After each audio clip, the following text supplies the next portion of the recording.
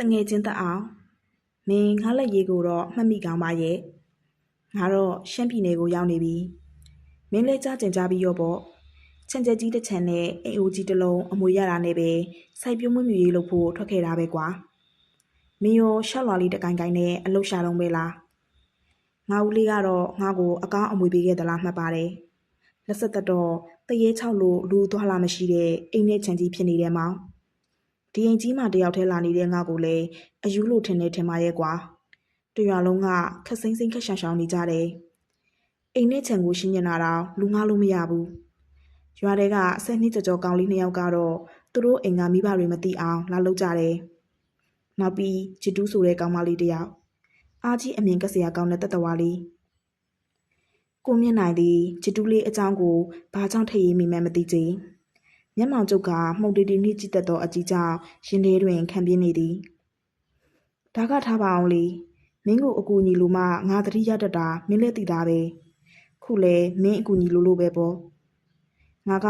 စိုက်ပျိုးရေးမွေးမြူရေးလုပ်မယ်လို့သာရီမန်းချက်ကြီးနဲ့ထွက်လာတယ်ဘာမှလည်းအတွေ့အကြုံနားလည်မှုရှိတာမဟုတ်ဘူးကျန်မင်းနဲ့ဝါပင်ကိုတောင်ခွဲမသိကျမနဲ့ကြတိကိုတောင်ခွဲမသိတဲ့ငါလူကောင်းကစိုက်ပျိုးရေးမွေးမြူရေးလုပ်မယ်ဆိုတော့မင်းလည်းဦးတက်အောင်ရေးပြီးနေရောပေါ့တကယ်တော့လေခင်တနာကိုအစွမ်းပြခြင်းစိမ့်နဲ့ထွက်လာတာမင်းလည်းသိတာပဲမဟုတ်လားခင်တနာကိုမျက်နိုင်သည်အမိကိုဖွားဖွားလေးယူပြီးငိမ့်ငိုင်နေမိသည်ခင်တနာ၏အကြောင်းကိုတွေ့ရလျင်တငေးတမောအတွင်းမြင်တမ်းမိသည်သားဖြစ်သည်တကယ်တော့သူတွင်ခင်တနာအထင်ကြီးလောက်သောအရေးချင်းဘာမှမရှိကြနေစဉ်ကတည်းကမိဘနှစ်ပါးကွယ်လွန်ခဲ့သောမိဘမဲ့တူဦးလေးဖြစ်သူ၏အထောက်အပံ့ဖြင့်တက္ကသိုလ်ပညာကိုကြိုကုတ်သင်လာခဲ့ရသူတူသားဖြစ်သည်မိဘကုံမရှိဆွေမျိုးကုံနှစ်ထီပစ္စည်းဥစ္စာဗလာမှုခင်တနာဒီဟုသောပင်မြင့်ငါပန်းအလှကိုလက်လှမ်းရန်မစွမ်းနိုင်ခဲ့ရှာပြီးရှမ်းပြည်နယ်တွင်အခြေတကျနေထိုင်ပြီးစိုက်ပျိုးရေးမွေးမြူရေးများကိုစနစ်တကျဦးစီးလုပ်ကိုင်သောကိုမြင့်နိုင်ဖြစ်လျင်မူခင်တနာအထင်ကြီးကောင်းကြီးလာပေမည်အမေတဲလဲဟုတ်လိုက်ပါလားကိုမြင့်နိုင်သည်အတွေးရင်ကြော်တွင်မျောနေရမှအိမ်ထဲသို့ခက်တီတီနှင့်ရင်ကုန်းဝင်လာသောစိုးကြတို့နှင့်ဖိုးတန်ချောင်းတို့နှစ်ဦးကိုတွေ့လိုက်ရ၍တအံ့တော်ရေရွလိုက်မိသည်ခါတိုင်းသူတို့နှစ်ဦးလာလျင်အိမ်ထဲသို့ဝင်ဖို့နေတတ်တာအိမ်ရစ်ပင်မနေရကြခလန်းလန်းမှနေပြီးအတန်ကုန်အော်ဟစ်ပြီးခေါ်ကြသည်ကိုမြင့်နိုင်ထွက်ကြုံမှအိမ်ထဲသို့ဝင်ရသောတတိကဲနှစ်ဦးဖြစ်၏ယခုတော့အံ့ဩစရာကောင်းလားကြီးတတိကောင်းလားကြီးကိုမြင့်နိုင်ကိုလှက်ဆောင်၍ပင်မကြည့်အိမ်ထဲသို့တန်းဝင်လာကြသည်မဆက်ကတော့ပွားစီနှင့်တစုံတစ်ခုကိုရေရွတ်သွားကြသည်ဘာယူမှန်းတော့မသိသူတို့နှစ်ဦး၏နောက်ဖက်ခလန်းလန်းတွေမှလွယ်အိတ်ကိုဆလွယ်တိုင်းလွယ်ထားသောချစ်တူးမလေးလိုက်လာသည်ညနေထကရေကြဲကြဲနှင့်အပိုးမသိလားဟေးချစ်တူကိုမျက်နှာ၏ခေါ်တန်ကြောင့်နှွဲချီလန်းသည်စက္ကနဲတန်သွားသည်မျက်ခုံးများအတွန့်ချိုးသွားသည်ຫນွေအရွက်တိုက်ပြီးပြောခဲ့သည့်အမိကိုခေါ်နေခြင်းဖြစ်တော်လဲထိုသူခေါ်နေခြင်းသည်နှဲ့ကိုရွယ်ပြီးစီစီပုပ်ပုပ်ခေါ်နေခြင်းဖြစ်သည်ဟုသာအထင်ရောက်တတ်သည်နှကန်းကိုတင်းတင်းစေပြီးမှုန်တီတီဖြစ်သွားတတ်သည်ဟေးခဏနေစမ်းပါဦးရဲရွှေနေရမှချက်ချင်းမှုန်တီတီဖြစ်သွားသောနှွဲ့အနာသို့ကိုမြင့်နိုင်သည်ခြေလန်းကျဲကြီးနှင့်ရောက်လာသည်တိကျင်စောကြီးနေသဖြင့်ခလောလောလေးမိလိုက်သည်ဟိုနှကောင်ဘာဖြစ်သွားတာလဲတဲပြီးတက်တိကောင်းလာပါကလားဘာဖြစ်လို့လဲဟာခါတိုင်းဆိုရင်ကြောက်လိုက်ကြတာတိမတက်ပဲဒီနေ့တော့အိမ်ထဲကိုတန်းဝင်သွားလိုက်ကြတာရင်ကိုကော့လို့ဟုတ်လားအေးလေကွာမင်းရှိကဝင်သွားတာပဲမမြင်ဘူးလားမြင်ပါတယ်ဘာဖြစ်သွားတာလဲဘာလို့တလောက်တက်တိကောင်းနေကြတာလဲမကြောက်တော့လို့ထင်တယ်ဘာလို့မကြောက်ကြတာလဲတက်တိကောင်းလာလို့ထင်ပါရဲ့ကိုမြင့်နိုင်သည်ဦးလဲလဲပြောနေသောနှဲကိုမျက်လုံးပြူ၍ကြည့်မိသည်ရေကျင်စိတ်ကိုမျိုးသိပ်ထားဟန်ရှိသည်ဒီတငယ်မလေးကိုတခါမျှတီတီကြည်ကြည်မိမပီသားစွာမတွေ့ဘူးပေသူမျက်နှာငယ်နုနုလေးသည်ရေကျဲကျဲနေလင်လဲနေတတ်သည်ပြောင်ဆက်ဆက်နေလင်လဲနေတတ်သည်ရုပ်ကလေးကလှကျင်တော့လဲမှုန်ကုတ်ကုတ်မျက်နှာပေးချောင်းခလာသည်ဘာဖြစ်လို့မကြောက်ဖဲတက်တိကောင်းလာရတာလဲပြောတတ်ဘူးလေတဲလီချစ်တူတူတတဝါလေးနှင့်ဆက်ပြောပြီးနေလျင်ခင်ကြီးရောက်နေမဟုတ်သည့်အတွက်ဖိုးတန်ချောင်းတို့နောက်သို့လိုက်ခဲ့သည်တငယ်လေးနှစ်ဦးကိုမြေတိုက်ခန်းထဲတွင်တွေ့ရသည်အခန်းကိုရေဆေးပြီးတပြက်စီးချက်နှင့်တန့်စင်အောင်လှည့်နေကြသည်ရေတံဓမြလဲတံများနှင့်စူညံနေကြသည့်ထဲသူတို့အတန်ကလည်းညံနေသည် ကြာတို့ရေဒီဘက်ကိုရေပတ်ပါဟာတောက်အောင်ချီအိုးမင်းကလည်းဖြစ်ပတ်ပါလာပြိတ်လာအောင်ချွင့်ဖိုးတန်ချောင်းဤကုတ်ချောင်းအမူအရာလေးကိုမတွေ့ရတော့ဝင်းဝင်ကြွကြွနှင့်ရဲရဲရင်ရင်ဖြစ်နေသည်ဆိုကြတို့ကလည်းရေပုံးကြီးတကားကားနှင့်ကျုံ၍ပတ်နေသည်ဗဇက်ကလည်းအငြိမ်မနေတဲရတေစာတဲရဟာလာချဟောက်တန်ချောင်းအဲ့ဒီဘက်ကတပြက်စီကြီးပေးစံငါမကြတပြက်လဲတဲ့ရေတံများတဲ့မှသူတို့အတန်ကဆူဆူညံညံပေါ်ထွက်နေသည်တွေ့ကြရရှစ်တောင်ဘာတွေရွတ်နေမှန်းမသိဘာမျှလဲနားမလဲနိုင်ကြည်ရင်ရဲကျင်လာသည်ကတော့အမှန်ပင်ဟေးမင်းတို့တွေဘာရွတ်နေကြတာလဲတရေမချောက်တဲ့ခါလားအကိုရနားမလည်နိုင်သလိုမိသောကိုမြင့်နိုင်ကိုမော့ကြည့်ပြီးခက်ကြောကြွားဖြေကြသည်ဂါလာကောင်းရရှိသားသူများမို့မျက်နှာထားကဝင်ကြွားလာသည်ဘဲကတက်လာတာလေအမတင်ပြီးတာလေစောကြတို့တွေကိုမြင့်နိုင်ကိုကြကြစကားမပြောနိုင်ကြအလုတ်ကများလာသည်လက်ကလည်းလှုပ်ရသည်ပါးစပ်ကလည်းရွရသည်ခြေထောက်ကလည်းအငြိမ်မနေလူလာတုံခေါက်ရှောင်နေကြလေသည်ကိုမြင့်နိုင်သည်သူတို့ဘေးတွင်မျက်မှောက်ကြီးကုပ်၍ရရင်သူတို့ရွတ်သမျှအသေးချလိုက်၍နားထောင်နေမိသည်ကြတို့ရေသွားခတ်အောင်ချမ်းလက်လျှောက်မြန်လာနော်တောက်အောင်ချီဒီတစ်ခါလှဲပြီးရင်ပြောင်းပြီးကွာလာပိတ်လာအောင်ချွင့်အေးပါကွာအကိုကြီးဒီခန်းပြီးရင်ဘယ်ခန်းဆက်ရှင်ရမှာလဲတဲရတေစာတဲရနေကင်းဆိုရင်ပြီးပြီဗျဟာလာဟောက်ချငေါ့မကြဟာကိုမြင့်နိုင်သည်စူးစိုက်နားထောင်နေရမှတဖြည်းဖြည်းမျက်နှာကြီးနီလာကဝလုံးကွဲထရဲမိတော့သည်ဖိုးတန်ချောင်းတို့သည်လှေကားတဲ့ရေဆူဆူတွင်ဖင်ထိုင်ချကတဝဝရဲနေသောကိုမြင့်နိုင်ကိုနားမလည်နိုင်သလိုကြောင်ငင်းငေးကြည့်နေကြသည်ဘာကိုရဲမှန်းလည်းမသိဘာကရဲစရာကောင်းနေမှန်းလည်းမသိဟာတိတ်ကောင်းဟာအရန်ကောင်းဘာဖြစ်တာလဲအကိုရဘာမှမဖြစ်ပါဘူးကွလှုပ်ဆက်ပြီးလှုပ်ငါအပေါ်တက်ကအခန့်ကြီးသွားပြီးရှင်းနေမယ်ကိုမြင့်နိုင်သည်ဘိုက်ကိုလက်နှိပ်ရင်လှိမ့်အောင်ရဲနေရမှခက်သွက်ထားခဲ့သည်ဂျတူးမလေးဤတွေ့ရရှစ်တောင်းခါတာကဖိုးတန်ချောင်းတို့အတွက်မကြောက်စေးဖြစ်နေသဖြင့်ဥထဲမှလိမ့်လာအောင်ရဲကျင်နေသည်တက်လဲတက်နိုင်သောမိန်းကလေးဖြစ်သည်သူမေးစဉ်ကပြောင်ဆက်ရဲကြဲနှင့်ဝိလေကြောင်ဘက်လုံနေသည်ကိုခုမှပင်သဘောပေါက်မိတော့သည်ကျုပ်ပုလွန်တိုင်ကြီးများနှင့်လှေကားကိုအပြေးတက်ရင်တရေမချောက်သောခါတာကိုခအုပ်လေးဘာသာပြန်ရမိလေသည်6လိုက်စမ်းတယောင်6လိပ်ပြလွင့်အောင်6တရေတစီတရေလာဟာ6ဟာငါမကြောက်ညကຫນွေအိမ်မက်သည်အိမ်မက်ထဲတွင်ဖေကိုလည်းတွေ့ရသည်မမေကိုလည်းတွေ့ရသည်သူတို့အားလုံးအဝတ်အစားတောက်ပြောင်များကိုမျက်စိကျင်းလောက်အောင်ဝတ်ဆင်ထားကြသည်သူတို့ဝတ်ထားသောလက်ဝတ်လက်စားများကလည်းအယောင်တစ်ချက်ထွက်နေလေသည်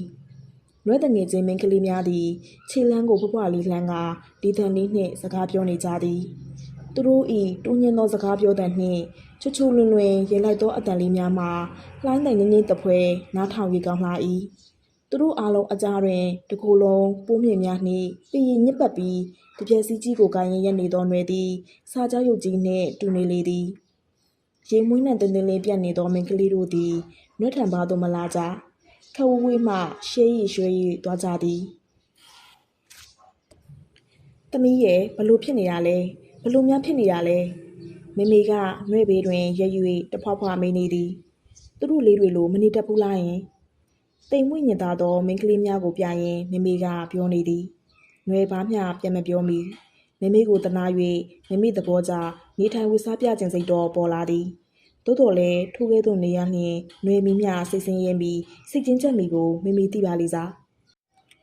မင်းကလေးတို့သည်စကားပြောရင်းအိုက်လာဟန်နှင့်နန္တာရတောင်များကိုထုတ်ခါတစ်ဖြက်ခဏီကြသည်နန္တာနဲ့မွေးနေတော့လေတိချာကြည့်တော့နန္တာရတောင်များမဟုတ်ကြကြ20တန်းများကိုဖြန့်ပြီးရတောင်တစ်ဖွဲအသုံးပြုနေကြခြင်းဖြစ်သည်သူတို့ကိုကြည့်ရင်နှွယ်လဲအိုက်တလို့ဖြစ်လာသည်အိတ်ထဲဆန်းကြည့်သောအခါကြက်တန်လေး6ရွက်ထွက်လာလေသည်နှွဲပစံလေးများကိုထွက်လိုက်သောအခါတခန်းလုံးရှိပိုးဖဲကလေးပါစိန်ရောင်ရွှေရောင်များအယောင်မှိန်သွားတရောင်ရှိသည်ကြက်တန်လေး6ရက်သည်ထူးခြားအယောင်တစ်ချက်ထွက်နေသည်မေမေရဲ့ကြည်စမ်းမအောင်နှွဲပစံလေးဘလောက်တန်ဖို့ရှိလဲယင်နှွဲကမေမေကိုပြောနေစဉ်ရေတံများကြားရသည် မင်းကလေးတို့သည်နွက်လက်ထဲမှကြက်တန်လေးများကိုကြည့်ရင်ဟဟပပရင်နေကြသည်ရဲသည်များကကျဲလောင်လာသည်မရဲနဲ့မရဲစမ်းနဲ့ဒါဟာရဲစရာမဟုတ်ဘူးမရဲကြနဲ့နွယ်ကဒေါသတကြီးနှင့်အော်ပြောတော်လဲအော်တန်သည်ရဲသည်များကိုမလွှမ်းနိုင်ပေထိုစဉ်တွင်အိယာမှဖြက်ခနဲလန်နိုးလာသည်နွယ်တကိုယ်လုံးချွေးပြန်ကမောနေသည်ခေါင်းအောက်သို့ဆန်းကြည့်သောအခါကြက်တန်လေးများကိုအနေထားမပြတ်တွေ့ရသည်ကြက်တန်နှွန်လေးများကိုနွယ်တလောက်တွေ့တာနေမှကိုပင်မသိချေ3 ရက်လုံးတပင်တပန်းအလုံးလုံးပြီးရထားသောငွေကလေးမှုခက်ကြမ်းကြမ်းပင်မကိုင်းရဲ့အိမ်နောက်ဖေးဘက်မှဆန်စေးတံကိုကြားရသည်အကြီးနှမ်းမြစွန့်ထားချက်ပြီးထင်သည်မကြမီရောင်နီလာပြီးတော့မီအာယုံချင်းအလင်းရောက်ပြီးတော့မီနွယ်သည်အိယာထဲတွင်ဆက်၍ကိုင်းနေတော်လဲအိမ်မပြောတော့ကြီးစိတ်၍အေးသောလေကနရံပြင်းများကြားမှတိုးပွေပြီးနွဲစီသို့အရောက်လာနေသည့်အတွက်ဆောင်အထက်ထက်ချုံကငြိမ်နေသည်ထိုလေအေးများသည်နွဲထံမှတဆင့်မမေ့စီတို့များတွားလေမိလားမသိနွဲသားတကိုးရှိလျင်လေအေးများကိုနွဲတမန်တော်များအဖြစ်မမေ့စီတို့တိတ်တိတ်ကလေးဆေးလိုလိုက်မိဖြစ်သည်နွဲဘားကိုတိုးဝှေ့ပုတ်တက်သွားသောလေစိတ်စိတ်အေးများကမမေ့ရင်ငယ်တွင်တိုးဝင်လာလျင်မမေကနွဲလှုပ်လိုက်သောလေများဟုသိပါလိမ့်မည်လားမပြောတတ်မိမိစရင်ခွပြော့ပြော့များကိုပုတ်တက်ပြီးမိမိနာတွင်ကက်ခါတူတူလေးပြောပြလိုက်စေခြင်းသည်ငွေဆိုတာကအသုံးလွယ်အဖြုံးလွယ်တဲ့မိမိရဲ့ဒါပေမဲ့ငွေရင်းဆိုတာကတော့တန်နဲ့ပါလားဒါကိုနွယ်နည်းနည်းသိပြီးမိမိနွားမွေးမြူသူများဥစွာတည်သိမ့်တိထိုက်သောအချက်အလက်များနွားမွေးမြူရေးသည်နှစ်ရှည်စီမံကိန်းဖြစ်၍အလင်းစလိုမပြုသင့်ပေမွေးမြူရေးတွင်အဓိကအရေးကြီးသည့်အချက်များကိုဥစွာကြိုတင်လေ့လာရမည်အောင်မြင်သောနွားမွေးမြူရေးသည်စကြကောင်းရရှိရေးပေါ်တွင်မူတည်သည်တို့ဖြစ်၍ဖြစ်နိုင်မှာကမွေးမြူရေးမစတင်မီကပင်စကြကောင်းတစ်ခုရရန်အချိန်တန်ကြာမြင့်စွာပြုစုပြောထောင်ရန်လိုသည်မွေးမြူရေးခြံသည်မြို့နှင့်မလန့်မကန့်တွင်ရှိ၍နွားနို့တင်ပို့ရောင်းချရန်လွယ်ကူရမည်ခြံသည်ကောင်းစာ6ပေသောမြေပြန့်သို့မဟုတ်တောင်ကုန်းပြန့်များပေါ်တွင်တည်ရှိရမည်အရေးအာဝါသရှိ၍စကြက်များတွင်တန့်ပြန့်သောရေမြောင်းငယ်သို့မဟုတ်ရေတိမ်ရေကန်များရှိနိုင်လျင်ပို၍ကောင်းသည်တရိတ်ဆန်များနွားကိုချစ်ခင်၍ဝါသနာပါသောထိန်ချောင်းကြည့်ရှုမိသူလိုသည်စိတ်ရှည်သူဖြစ်ရမည်ဇွဲရှိရမည်ညွှန်ကြားသည့်အတိုင်းအတိအကျဆောင်ရွက်သူဖြစ်ရမည်ဒီမှာကိုမြင့်နိုင်သည်တိတ်ပန်နီကြမွေးမြူရေးစာအုပ်ကြီးကိုတဲကြီးမဲကြီးဖတ်နေရမှမရဲတရဲလှမ်းခေါ်လိုက်သောအတန်ကလေးကိုကြားရသည်သူ့ကိုထဝဆင်းမှုန်တေးတေးနှင့်ဘူးကြီးကြီးတက်သောချတူးမလေးအတန်မှုလှည့်မကြည့်ပဲနေလိုက်သည်ဒီမှာဥစုပေခဏကိုမြင့်နိုင်သည်စက်ခနဲဖြစ်ပြီးမျက်လုံးပြူသွားသည်ဥစုပေတဲ့ဒီအိမ်မှာဥစုပေဟူသောအမိနှင့်လူတယောက်မျှမရှိဥစုပေခဏပါဆိုဘာပြောတယ်ဘလို့ခေါ်လိုက်တာလဲငါ့ဟုတ်လားသူသည်ဖြူတူးပြက်တဲ့နှင့်လှည့်ကြည့်လိုက်မိသည်အခန်းဝတွင်သူ၏အလုပ်သမား3ဦးကိုတွေ့ရသည်3ဦးလုံးမျက်နှာငယ်လေးများနှင့်ရပ်နေကြသည်ချစ်တူးသည်ဂျစ်ကန်မှုန်တီတီမျက်နှာပေလေးပြောင်းနေပြီးမက်တက်တဲ့လေးဖြစ်နေသည်လက်မောင်းရင်းကိုလက်နှင့်ဖိကိုင်းထားသည်အင်ကြီးတွင်စူကွက်နေသောတွင်းများကိုမြင်ရတော့သူအတော်လန့်သွားသည်ဟာဘာဖြစ်တာလဲဟိုခေါင်းမိုးပေါ်ကပိုးအိမ်တွေတက်လှဲတာနေရန်ကတန်ချောင်းကြီးနဲ့စုမိသွားလို့အိုးဖြစ်မှဖြစ်ရလေကွာသူသည်အလုတ်ကိုအာကျူးမှတ်တက်လုပ်လေးရှိသောတငယ်မလေးကိုပထမဆုံးအကြိမ်တနာသွားမိသည်ရှေ့အင်ကြီးပူပွားဖဖကြီးနှင့်ထမိန်တစောင်းရွက်ဝစ်ခါမုံမဲမဲလေးဖြစ်နေသောတငယ်မလေးသည်ဂယုဏတက်စရာကောင်းသည့်ထက်ရဲစရာပိုကောင်းနေသည်စိုးအိမ်တကြီးနှင့်ပခုံးကိုစုပ်ကန်ပြီးအခဲတွင်းတို့ခေါ်လာသောအခါစုပ်ကန်နှင့်ပါလာသည်စောကြတို့2ဦးသည်ကစကားပင်မပြောနိုင်ကြအစိုးရိမ်လွန်ပြီးအာစည်းထထားသလိုဖြစ်နေကြသည်အင်ကြီးလက်ပဝကြီးအောက်မှလက်မောင်းသားလေးများသည်ဝန်းဝနေသည်တန်ဆူမိသည့်ဒဏ်ရာကအသားတွင်းသို့မနှက်တော့လဲအပေါ်ရင်ရှက်ပြီးနှလက်မခန့်အရေးပြလန်သွားလေသည်လုံရင်းကင်ရင်ရှင်လင်းသွေးဆူနေသောအချိန်မှသွေးကအတော်မတက်ထွက်နေသည်အပေါ်ရင်ရှက်ပြီးအရေးပြလန်သွားတာပါကွာကိစ္စမရှိပါဘူးတင်ချထည့်မယ်နော်နည်းနည်းတော့ဆက်လိမ့်မယ်တင်ချအတန်ကြားသောအခါနွယ်သည်တွငနေဖြစ်သွားပြီးမျက်လုံးဝိုင်းသွားသည်တင်ချသည်နွယ်မကြိုက်ဆုံးစီဖြစ်သည်နွယ်အမုန်းဆုံးစီဖြစ်သည်နွယ်မဟာမိတ်ကြီးလည်းဖြစ်သည်နွယ်ငယ်ကအနာထပင်အမိရအောင်အနာပေါ်သူဖြစ်၏ဂျွန်းပြန့်အောင်ဆွတ်တတ်သဖြင့်ကွဲရရှာရဆူးရချစ်ရများသည်နွယ်တကိုယ်လုံးအနှံဖြစ်သည် နွဲအိယာဝင်လင်နွဲမီမီကနွဲတကိုယ်လုံးစံသက်ကြည့်ပြီးစေဘူးကင်ကဆေးထည့်ပေးရမည်ဖြစ်သည်သို့တော်နောက်အခါအနာကျက်လွယ်သောတင်ချာကိုအသုံးပြုလာသည်နွေစုသည့်နွေကလည်းအယိုးခိုင်အောင်နာသည်ကိုမချိပြုံးလေးနှင့်ခံနိုင်သည်အသေးခိုင်အောင်ဆက်သောတင်ချာကိုသူသည်မခံနိုင်ဝုံနေကျဲအောင်ထွက်ပြေးလေးရှိသည်အရက်ပြက်အောင်အော်လေးရှိသည်မိမိကအလိုလိုက်၍လည်းပို၍ဆိုးလေသည်လားမသိခုတော့မတတ်နိုင်ဘာမှမတတ်နိုင်ငင်းငင်းစင်စိန်အောက်ခံယုံပဲရှိသည်နွေအော်လင်းလဲအော်ယုံပဲရှိမီနွေထွက်ပြေးလင်လဲပြေးယုံပဲရှိမီဦးစိုးပေဆိုသည့်လူသည်နွဲ့မမေလိုနွဲ့ဖေဖေလိုနွဲ့ကိုအတင်ဖန်ပြီးဆေးထည့်ပေးမိမဟုတ်ဆက်မယ်နော်လက်မီတော့နင်းကန်အော်မနေနဲ့အောင်နှက်ခမ်းပေါက်ကိုတင်းတင်းစေကမျက်လုံးစုံမိထားသောနွယ်သည်ခလီးငယ်လေးနှင့်တူနေသည်စံခွေပြုတ်ပြုတ်များကချွေးဆူနေသောနှစ်ဖူးပြင်ပြန်ပေါ်ဝဲရေဝဲကြနေသည်ဆေးထည့်စဉ်တွငနေဖြစ်သွားတော့လဲလုံးဝမအော်ပေမအော်မိရန်လဲပါဇက်ကိုအတင်းစိတ်ထားလေသည်မင်းတော်တော်တတိကောင်းသားပဲကိုမြင့်နိုင်ကနှဲ့ခေါင်းကိုခတ်တာလေးပုတ်ခါပြောလိုက်မိသည်စုံမိထားသောမျက်လုံးများတွင်မျက်တောင်ရှိကြီးများကကော့ညွှန်နေသည်ဖြက်ခနဲပွင့်လာသောအခါဝန်းရွှဲနေသောမျက်လုံးညူလေးများကိုတွေ့လိုက်ရသည်ချစ်တူးတွင်ဒီလောက်လှပသောမျက်လုံးလေးများရှိသည်ကိုခုမှပင်သတိထားမိတော့သည်ခိတခဏမျှဒေါသနှင့်မာနာကင်းစင်နေသောမျက်ဝန်းညူလေးများသည်နူးညံ့နေသည်အမဆက်လာရင်ပျောက်ပြီလားဖိုးတန်ကျောင်း၏အတန်ကိုကြားမှသူတို့နှစ်ဦးကိုသတိရတော့သည်စိုးရင်တကြီးနှင့်မျက်လုံးဝိုင်းနေကြသောတငယ်လေးနှစ်ဦးသည်ယခုမှပင်စကားပြောနိုင်ကြတော့သည်မင်းတို့အမကနာမည်နဲ့လက်အောင်ချီတူးတက်ယုံမကဘူးတတိလဲကောင်းသားကွဟုတ်တယ်အမကတိတ်တတိကောင်းတာစောချာတို့ကကိုမြင့်နိုင်ရဲ့စကားကိုအားရပါရထောက်ခံနေလေသည်မောင်နှမအရင်ချမရှိသောຫນွေသည်သူတို့လေးနှစ်ဦးကိုမောင်ရင်းတို့ဖွဲတန်ရုံးစင်တွဲမိသလိုသူတို့ကလည်းຫນွေကိုအတော်ချစ်ကြသည်ຫນွေပါလှုပ်လှုပ်ပါပြောအကောင်းကြီးသာထင်ကြသူများဖြစ်သည်မင်းအသက်ဘယ်လောက်ရှိပြီလဲ18ကျောင်းနေဘူးလားအဲ့လေဟင်းဘာရဲကွဟင်းငယ်ငယ်တုန်းကတော့နေဘူးတာပေါ့ဘယ်နှစ်တန်းထိနေဘူးလဲຫນွေသည်သူ့ကိုပလိတ်စစ်တယ်လို့စစ်နေသောဦးစိုးပေအားစက်ခနဲမောကြည့်လိုက်မိသည်ဂယုနာရိတ်တန်းနေသောမျက်နှာကိုတွေ့ရ၍စိတ်တော်မဆိုးမိကြသို့တော်လဲစကျင်နောက်ကျင်ဟားကျင်သောဝင်းနှွေးပါညံကလေးကြောင့်လေးတန်းထိပဲနေဘူးတယ်ဟုမျက်နှာညှို့ညိုးလေးနှင့်ဖြစ်ရင်စိတ်ထဲမှကြည်၍ရင်နေမိသည်လေးတန်းထိပဲနေဘူးတယ်လားမိဘတွေကမင်းကိုကြောက်ဆက်မထားဘူးလားယင်အမတို့ကတိတ်ဆင်းရတာပဲတဲ့မိုးဟင်းကရောက်ရတာတဲ့အမကိုမုတ်လေးဝယ်မကျွေးနိုင်ဘူးတဲ့အခုတော့မကျွေးနိုင်လို့အရင်းနှမ်းများနဲ့ထည့်လိုက်တာတဲ့။အော်နွယ်ကမဖြစ်ရသေးမီဖိုးတန်ချောင်းသည်သူတိသမျှဝင်ပြောလေတော့သည်။နွယ်ရုပ်ကလည်းမယုံစရာမရှိ။တကူလုံးပေပေတူးတူးဖြစ်ရသည့်အထက်မျက်နာလေးကလည်း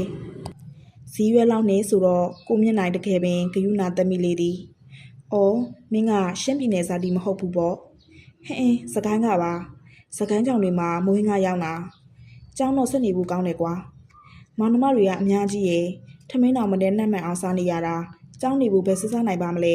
ကာကြီးခါဝဲဆိုတာတော့မေ့ကျင်နေပါပြီဒီလိုဆိုမင်းလေးတဲ့အောင်မိကလေးကမိုးဟင်းကရောက်နေရတာပေါ့နော်ရောင်းရတာပေါ့ဒီမှာကြည့်ပါဦးခြေထောက်မလေးမိုးဟင်းကဟီအိုကြီးကိုမနိုင်မနှင်းမရင်မှောက်ကြတာအမရွတ်တောင်ကြံသေးတယ်ငယ်ငယ်ကမိဘပေါ်တက်ပြီးထမင်းဟင်းချက်တန်းကစားဘူးသည်ထိုစဉ်ကရွနေပူလောင်ကခြေပမိုးတွင်ထင်ကျရတော့အမာရွတ်ဖြူဖြူကိုပြရင်အတီပေါင်းနဲ့ပြောသည်ကိုမြင့်နိုင်ကဂယုနာကြီးစွာနှင့်စုပ်သက်နေသောအခါခွေးကနေရည်ကျင်လိုက်မိဆို၍ကိုရှာကိုကိုကြိုက်ထားရသည်သူ့ကိုထားဝစဉ်အထက်စီးနှင့်ပြောဆိုဆက်ဆံလေးရှိသောဦးစိုးပင်မှုလဲပောက်ကရပြောကအယူလို့ရသည်မှာအရသာရှိလာသည်ရှာတွေးလာသည်လက်မောင်းကအနာကိုပင်မေ့နေသည်နာရမှန်းပင်မသိတော့ဒါနဲ့နေပါအောင်ချစ်တူရဲ့ခုနကတော့မင်းငေါ့ဘလို့ခေါ်တာလဲဦးစိုးပေဘလို့ဦးစိုးပေဟုတ်လားဟုတ်တယ်စိုးလို့ပေလို့မျက်နှာရှစ်ခေါက်ချိုးကြီးနဲ့မို့အထက်စီးနဲ့အော်ဒတ်လို့ထုပ်ကြီးနဲ့လက်တက်လို့နေစမ်းမအောင်ချစ်တူရဲ့ကိုမြင့်နိုင်သားတော့လဲငွေကမရက်ပြီးနေရာမှထရင်အခန်းအပြင်သို့ပြေးထွက်သွားသည်ထို့နောက်ရဲတလေးနှင့်ဆက်၍အော်သွားသေးသည်လူမသိအောင်ခုမိတာများတခိုးလို့ဆွဆွဲတတ်လို့ခြံထဲကမောင်းထုတ်တတ်လို့ကိုမြင့်နိုင်သည်ချစ်တူတူတတဝါလေးကိုချင်းငယ်မိသမျှခုမှပင်တနာမိတော့သည် ဖြစ်ရဘဝတွင်ထောင်ကြကြပြကြကြဖြစ်အောင်ပျော်သက်သူလေးအဖြစ်ခွင့်လွတ်စိတ်ဝင်လာသည်အထူးသဖြင့်ပညာကုံတန်းကုန်အောင်မတင်နိုင်ရှာသည်ကိုခရုဏာအသက်မီဆုံးဖြစ်သည်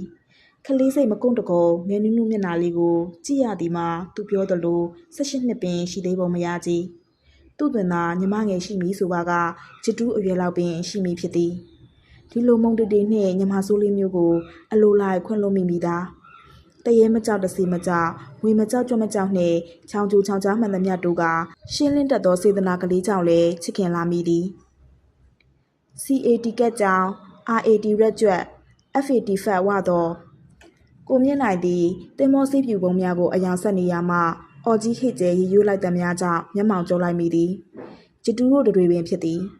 မျက်နှာကျမှပွဲအိမ်များကိုတပြက်စီးရှိတ်ကြီးများနှင့်တရင်းရင်းရှင်းလင်းနေကြသည်ပါဇက်ကလည်းအငြိမ်မနေထိုင်ကြိုင်းမကြသောအတန်များနှင့်ရေရွနေကြသည်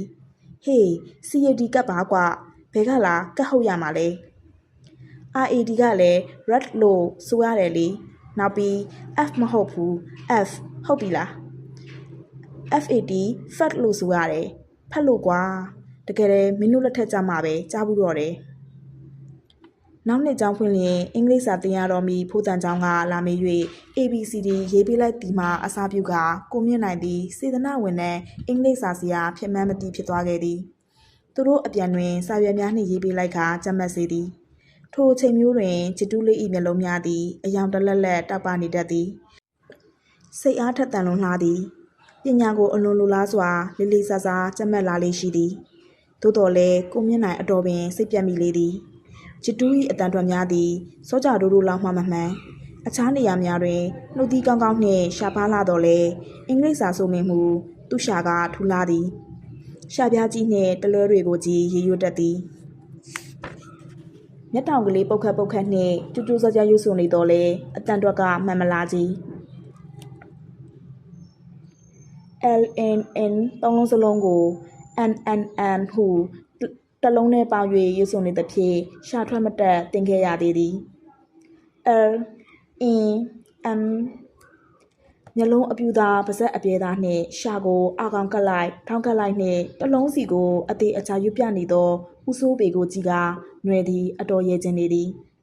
ကိုပောင်ကိုနှနာစိတ်ပြီးရဲခြင်းနေစိတ်ကိုချိုးနှိမ်နေရသည်မျက်တောင်ကလေးပုတ်ခတ်နှင့်ကြိုးကြိုးဆဆတလွဲတွေကိုကြည်လာရွတ်သည်အမားဆိုရသည်မှာအမှန်ကိုဆိုရသည်ထပ်ပင်ခတ်သေးသည်ပင်ပန်းသေးသည်တော်ပြီမင်းရှာကိုတော့ငရုတ်သီးနဲ့နာနာပုတ်ပေအောင်ဒါမှပါလာမှာဒီလိုရှာတူတူကြီးနဲ့တော့အင်္ဂလိပ်စာသင်လို့ရမှာမဟုတ်ဘူးကိုမြင့်နိုင်ကစိတ်ပြက်လက်ပြက်နှင့်အော်လေးနှင့်နှွေသည်မျက်နှာငယ်လေးနှင့်ထွက်ခဲ့သည်စိတ်ပြက်အားငယ်သွားသလိုခေါင်းကလေးငုံငါတလဲချင်းထွက်ခဲ့တော့လေအတန်ငယ်ကွယ်သွားသည်နှင့်အိမ်နာသေးသို့ကိုစုံပေါက်ဝင်ပြေးတော့သည်အိမ်နာတကားကိုအသေးအချာပိတ်ခါတူးရဲအားရအောင်ကြည့်ရရသည်အတန်ထွက်မိဆို၍ကိုပါဇက်ကိုကိုလဝါနှင့်အုပ်ထားရသည်ကတော့ပင်ပန်းလာကြသည်ငါဟာမှတ်ပလားဟာငါကွတခါတရံဝမ်းသာအားရရွှင်မြူးစွာကြည့်၍ကျိန်းလိုက်မိသေးသည်ညနေသားရှိခေါချိုးနှင့်နှဲ့ကိုတခိုးဆွဆွဲပြီးမောင်းထုတ်ထားမှုသောဦးစိုးပင်မို့လည်းပြန်လည်အယူလို့ရသည်မှာပျော်စရာကောင်းလာသည်ရဲစရာကောင်းလာသည် PUT ပို့ BUT ပို့ CUT ကိုပင်ပန်းနှင့်တလွဲတချုံများကိုရေရွတ်သက်သောနှွဲအတန်သည်ကိုမြင့်နိုင်အားကောင်းကောင်းကြီးအနှောက်အယှက်ပေးလေသည်တခါတရံသူဟာသူရွတ်ချင်ရရွတ်ပစေဟုလွတ်ထားတော်လဲမရထန်ကရိုင်းမကြသောအတန်တလွဲများကိုကြသိမခံနိုင်ကြလွတ်လပ်စားအလုပ်ကိုစက်မလုံနိုင်ပဲနှွဲ့စီသို့ရောက်သွားရတတ်သည်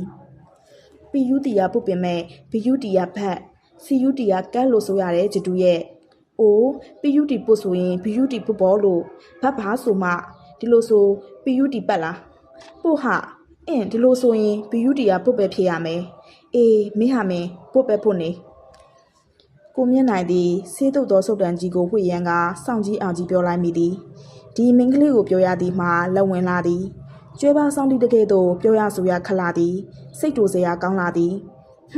ပုတ်တယ်လားပုတ်စမ်းမင်းဟာမင်းပုတ်နေစမ်း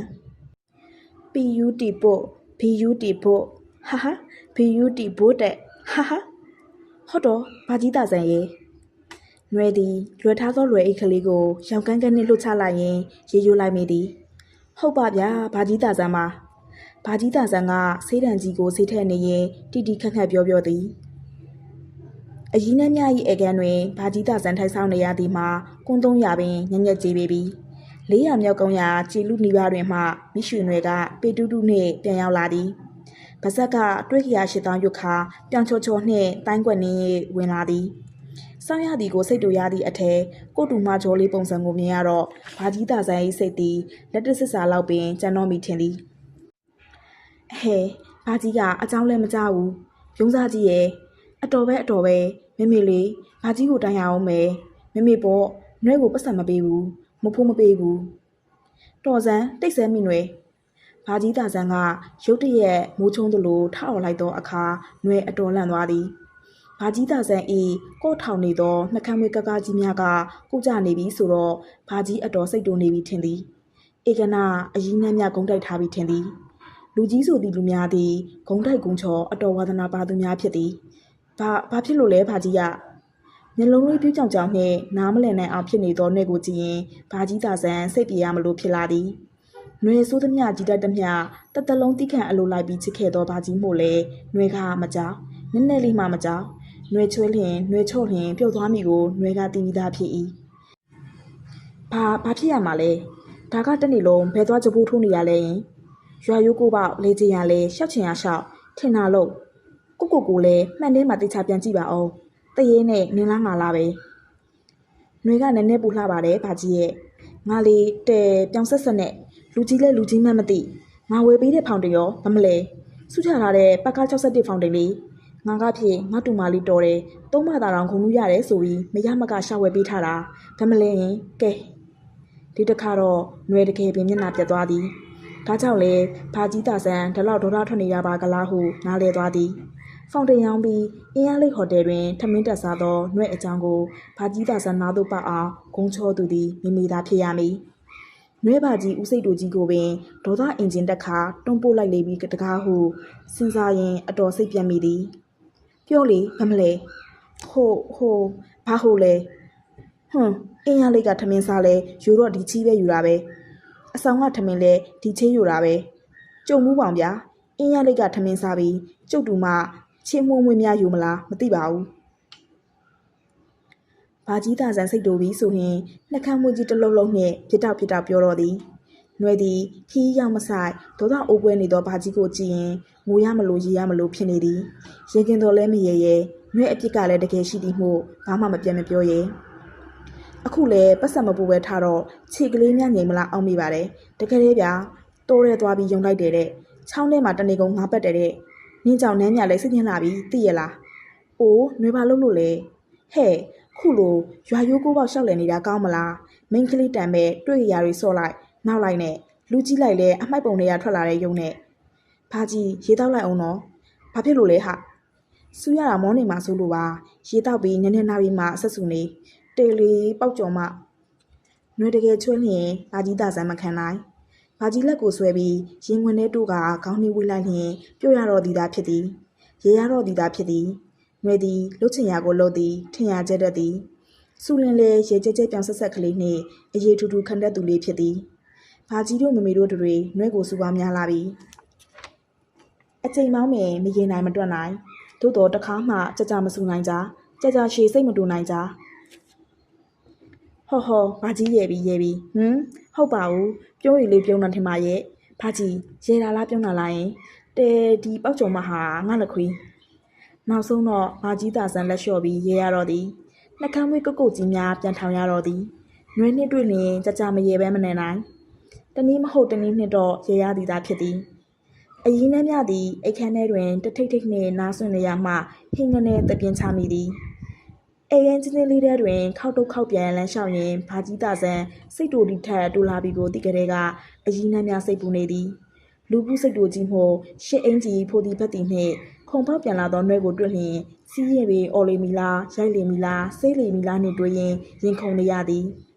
တက်လဲတက်နိုင်သောမိရွှေနယ်ဖြစ်သည်ဟောကြည့်ခုတော့ဘာကြီးသာဆန်ကတဟားဟားနှင့်ပင်ရဲနေကြပြီသူစုချသောဖောင်တိန်ကိုမိနွယ်ရောင်းစားသည်ကိုတတိမရသေးရဲ့လားမပြောတတ်လိုက်လဲလိုက်သောတူဝကြီးများဖြစ်သည်ဘာကြီးရဲ့မမေကလေတကယ်ကိုငွေမပို့ဘူးခုနှွဲစီမှာဘာမှမကြမ်းတော့ဘူးဟာသမီးကမဟုတ်တရုပ်တွေလှုပ်ထားတာကိုဘယ်ပို့မလဲခုလဲဘာကြီးကိုခတိတောင်းလိုက်တယ် သမီးကိုမဖူးမပေးပါဘူးဆိုတဲ့ကတိဟုတ်တော့နွယ်သည်ဘာကြီးတာဆန်းဤကလထိုင်ချီရင်းတွင်ခြေပြက်လက်ပြည့်ထိုင်ချရင်အတော်စိတ်ပြတ်သွားသည်အတော်ပင်ဆိုးသောမေမေဖြစ်သည်သူကမပေးယုံနေမကအခြားသူများအားလည်းမပေးရတဲ့နွယ်ဒီတစ်ခါပတ်စံလိုချင်သည်မှာဖေဖေအတွက်ရှမ်းမောင်းမီရွယ်သွားခြင်း၍လိုချင်နေသည်ကိုတိမတိပါလေစားမေမေအတွက်ကြက်သွန်ပြူဥတလုံးကြီးများဝယ်သွားခြင်း၍လိုချင်နေသည်ကိုလည်းတိမတိပါလေစားနွယ်သုံးမမဟုတ်နွယ်ဖြုံးမမဟုတ်နောက်ပြီးမှလိုက်သေးတယ်သမီးကိုပြန်ခေါ်ခဲ့တဲ့ဟုတ်တော့နွယ်မပြန်ချင်သေးဘူးကြောင်းဝင်ဖို့ကဖြစ်တက်လာနေပါလောက်လိုသေးတာပန်လွယ်မှာသမီးမပြင်းဘူးလားဟဲ့မပြင်းလာပါဘူးနွယ်သည်ခက်တွတ်လေးဖြေလိုက်ရင်အိမ်အိုမမဲကြီးကိုမျက်စိထဲမြင်ရောက်လာသည်ထိုအိမ်အိုကြီးသာပန်လွယ်တွင်မရှိလျင်ဦးစိုးပေသာထိုအိမ်ကြီးတွင်မရှိလျင်နွယ်ပြင်းကောင်းပြင်းမိလားမပြောတတ်ခုတော့နွယ်မပြင်းကြီးတနေ့တစ်မျိုးစိတ်ဝင်စားစရာရဲစရာများကိုသာကြုံတွေ့နေရသလိုဖြစ်နေသည်မေမေနှင့်ဖေဖေကိုတခါတရံတတိယကအောင်းမိတော့လေနွဲကိုပတ်စံမပို့ပဲပြစ်ထားရသည်ဟူသောအတွေ့ကလေးနှင့်မို့မပြန်ခြင်းဖြစ်နေသည်ပတ်စံမသုံးမဲမဖြုံးမဲပျော်ပျော်ပါးပါးနေပြလိုက်ခြင်းသောမာနကလေးတဝဝေဖြစ်နေသည်ဘာကြီးဘယ်တော့ပြန်มาလဲနက်ဖြန်ကညောင်ရွှေကိုတက်အောင်မယ်သမီးလိုက်ခဲ့ပါလားနွယ်မအားဘူးဘာမအားတာလဲငါပက်ရအောင်မမို့လားငှက်ပြရအောင်မမို့လားယုံလွှဲရအောင်မမို့လားဟုတ်ပါဘူးညီတနေ့အလဲတက်တာလည်းနေတာမဟုတ်ဘူးလိုက်ခဲ့ရမယ်ဒါပဲဘာကြီးတာဆန်းသည်ရှုံးမဲ့မဲ့လေးလုံးနေသောနွယ်ကိုမျိုးလုံးကြီးပြုကြည့်ရင်တစ်ချက်လို့အမိတ်ပေးလိုက်သည်နွယ်သည်တရရိပ်ပြေးနေသောကားပေါ်တွင်ခက်ကုတ်ကုတ်လေးထိုင်နေသည်တနေ့တော့အလုံးမစင်းနိုင်တော့တနေ့စာငွေနှစ်ချက်လဲရတော့မီမဟုတ်ဘာကြီးတာဆန်းကနွယ်ကိုဝရမ်းပြေးဖမ်းသလိုဇီးကုတ်ပြီးခေါ်ခဲလို့သာလိုက်လာရသည်နွယ်အလိုအားပြတ်တော့တဲပြီးမလိုက်ချင်းဘာကြီးနော်ဈေးထဲကျရင်နွယ်စားကျင်တာအကုန်ကျွေးရမှာပဲအေးပါဆိုမှနွယ်ကအများကြီးကိုစားပြစ်မှာစားစမ်းတကယ်ကိုဖိုက်ခအောင်စားပြစ်မှာစားဟနွယ်ကိုကြည့်ရင်ဘာကြီးတာဆန်းရဲနေသည်မဖိုးမရ၍စိတ်ကောက်နေသောတူမကိုဂတိလဲမပြတ်အောင်လိုရာလဲရအောင်ဈေးထဲခေါ်သွားပြီးစားကျင်သမျှအဝါကျွေးမိနွယ်လက်ထဲတော့ပတ်စံမထဲနွယ်ဆိုးသမျှတည်သမျှကိုနွယ်အမေကဖွင့်ပြောပြစဉ်ကဘာကြီးတာဆန်းအတော်တော်ဝခဲ့သည်သူအမျက်တနိုးပေးထားသောဖောင်တင်ကိုရောင်းစားပြည့်သည်ဆိုတော့အသေးနာလာသည်ထို့ကြောင့်တောင်ကြီးသို့သွားရန်ကိစ္စရှိသည်ကိုပင်တောင်ကြီးတက်ရိုက်မသွားဘဲပန်လွယ်သို့ဖြစ်အောင်လာလိုက်ခြင်းဖြစ်သည်ပန်လွယ်ရောက်ပြန်တော့လေအလဲလွန်သောနှဲ့ကြောင့်တိုး၍စိတ်တူရပြန်သည်တွေ့လျင်ဆူလိုက်ဆဲလိုက်ပွက်လိုက်မိဟုမောင်းတင်ထားသည်သို့တော့တကယ်တွေ့သောအခါဘာကြီးတာဆန်းစိတ်ရှိသလောက်မစုဖြစ်မဆဲဖြစ်နွေးမျက်နှာရည်ကြဲကြဲကလေးကိုကြည့်ရင်ခလေးစိတ်မကုံရှာသေးဘူးဟုကျင်းနဲ့ခွန်းလို့ရတော့သည်သာဖြစ်သည်ခုနွေးမေမေကနွေကိုလိုက်ချင်လျင်ပြန်ခေါ်ခဲ့ရမှာတော့လေနွေကိုကြည့်ရသည်မှာလိုက်ချင်ပုံမရပန်လွယ်တွင်ပြင်းပုံမတော်သည်ဘာကြီးတာဆန်းအလိုအားဖြင့်ဆိုနေမူမှန်တင်ကုန်ဘေးတွင်မိတ်ကက်လင်းအလှပြင်ပြီးရုပ်ရှင်သွားကြည့်နေသောနွယ်ထက်ပန်လွယ်ချောင်းဘေးတွင်ထမိန်တူတူဝတ်ပြီးငါးဘက်ခါရသောငါးကိုမိခင်စားနေသောနွယ်ကိုပုံမသဘောကျသည်သူ့တူမလေးအလှအပကိုစိတ်ဝင်စားပဲပျော်ပျော်နေသည်ကိုကြည်နပ်သည်သို့တော်လည်းအလှအပကိုလုံးဝအရေးမဆိုင်ပဲအကျော်တဲ့ရုပ်ပေါက်နေသည်ကတော့မကောင်းယခုမနဲ့လဲညောင်ရှိသွားရမည်ဆိုတော့နွယ်စောစောထားပါသည်သို့တော့သူဝင်းနေကြရှစ်အင်ကြီးဖိုတီဖက်တီကြီးနှင့်ထမိန်စုံအောင်ဆွဲနေဆိုတော့ဘာကြီးတာဆန်အော်ရတော့သည်အင်ကြီးပြန်မလဲမချင်းကာမထွက်ဆိုတော့လဲနွယ်အင်ကြီးသွားလဲရှာသည်ဘာကြီးတာဆန်ကိုပင်ရွက်လေသလားမသိအစိမ်းရင်ရင်ဖော့ဂရစ်ကိုအင်ကြီးနဲ့ထမိန်စင်တူဝရထွက်လာသည်စတုံးအကြအနထုံးကကျိုင်းလုံပန်းဖြူဖြူများကိုပန်လိုက်သေးသည်မိတ်ကက်ပြပြလင်းကပန်းရင်ရောင်နှခမ်းဆူစေးဆိုးထားပြန်တော့ကိုတူမပင်ကိုမမှတ်မိခြင်းမှောင်တေတေအကြည့်နှင့်ချစ်ကန်ကန်မျက်နှာပေးလေးကြောင့်သာမှတ်မိရတော့သည်ဒီလိုဆိုပြန်တော့လေနွယ်အပြိုကြီးဖဖဖြစ်နေပြီဆိုသည်ကိုဘာကြီးတာဆန်းလက်မခံခြင်းပဲလက်ခံရတော့သည်ကဲမိနွယ်မစားမလဲပထမဆုံးတူဦးတော့ညရွှေစည်းတွင်ကာယလိုက်လျက်ချင်းနွယ်ကတူဦးဆိုင်သို့ဥစွာပြေးသည်ရှမ်းတူဦးတော့သည်နွယ်တို့မြေပြန်ကတူဦးနှင့်ဘလို့မှမတူပေနူးညက်ပုံချင်းကအစာမတူရှမ်းတူဦးသည်ရှားထဲတွင်ဤသွားအောင်နူးသည်စိတ်သည်အီပြေမုံငင်းချင်ကလေးများကလည်းစားကောင်းလှသည်နွယ်ကခေါင်းမဖော်ပဲစားသည်နွက်ပတ်ဆန်နဲ့နွယ်သားဆိုရင်တပတ်ကန်ထက်ပူစားမိမဟုတ်ခုတော့ဘာကြီးတာဆန်ကကြွေးသည်မှုနှစ်ခွက်ဆင့်စားလိုက်သည်စားကောင်းလိုက်လာစားရမည်ဆိုရင်နွယ်ကိုစူးစကားပင်မိမထင်အခြားစားစရာများကိုလည်းလက်မလွတ်နိုင်သည်မှုလျှော့စားရခြင်းဖြစ်၏ငါသမင်းရင်ဆန်းသို့အသာပြောင်းလိုက်သောနွယ်ကိုဘာကြီးတာဆန်ကကြည့်ရင်ရဲနေသည်လာကောင်မလေးလာတရေပွားကြော်ရမယ်ဒီဘက်ကမောင်ကဒီဘက်နည်းနည်းတိုးတော့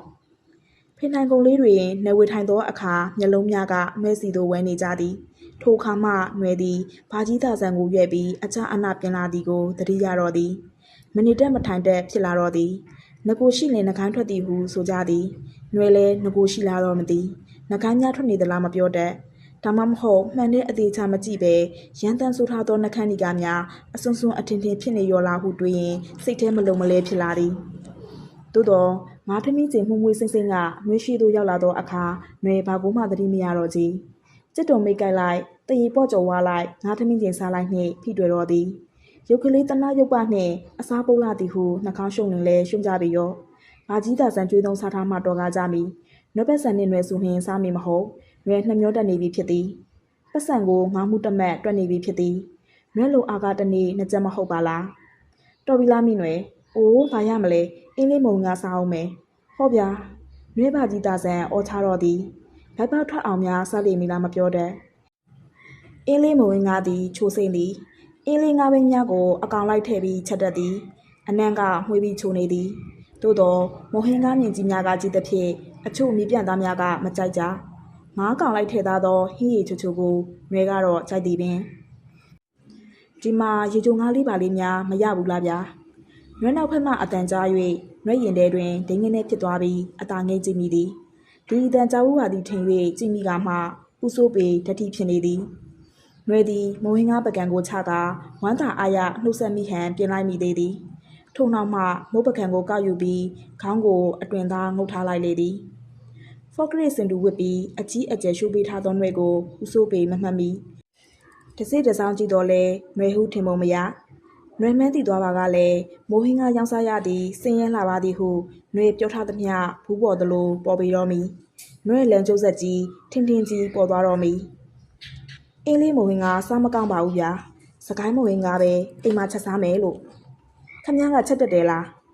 ကျွန်တော်အတီကလေးမတယောက်စကိုင်းကဗျာသူကောင်းကောင်းချက်တက်တယ်ဟုတ်တော့ဖျားကဲပါနှွေသည်ဖျားတရင်မိုးဟင်းကားပကံကိုကထုံကရင်ချလိုက်မိသည်ခေါင်းမို့ကိုတူနှိရိုက်ချလိုက်သလိုမိုက်ခနဲဖြစ်သွားသည်နှွေတော့ဂျိုဆိုးဝင်ပြီးထင်သည်နှွေဘေးတွင်ဥဆိုးပေဝင်ထိုင်လိုက်သောအခါမျက်နှာကိုခမန်းကတန်းငုတ်ချလိုက်ပြီးလှဲ့ကာထားလိုက်သည်တဝက်ကြော်ကြော်ကျန်နေသေးသောမုတ်ပကံကိုပင်လှဲ့မကြည့်နိုင်မမတ်နိုင်ဘာဖြစ်တာလဲသမီးတော်ပြီလားဖိုက်နာတယ်ဖိုက်နာလို့နှွေသည်ဘာကြီးသာဆန်ကိုလက်ထက်နှိပ်ပြရင်ဖိုက်နာတယ်ပြောကာစောင်းငန်းငန်းနှင့်ခတ်သွက်ထွက်ခဲ့သည်နှွေခေါင်းထဲတွင်ဘလောင်ဆူနေသည်ဥဆိုးပေကအိမ်မမုံငါချက်စားမိဆိုပါကလားသူ့တီကောင်မလေးတယောက်ကစကိုင်းကဆိုပါလားကောင်းကောင်းချက်တတ်သည်ဆိုပါကလားကိုရှုနှစ်ကိုပတ်ပြီးတော့မီနှွေကိုမိုးဟင်းကချက်ခိုင်းတော့မီထင်သည်တမာဒေဝနှကောင်းနှမျက်များကုညင်ညာဝိုင်း၍မှိုင်းမတော်မူကြပါ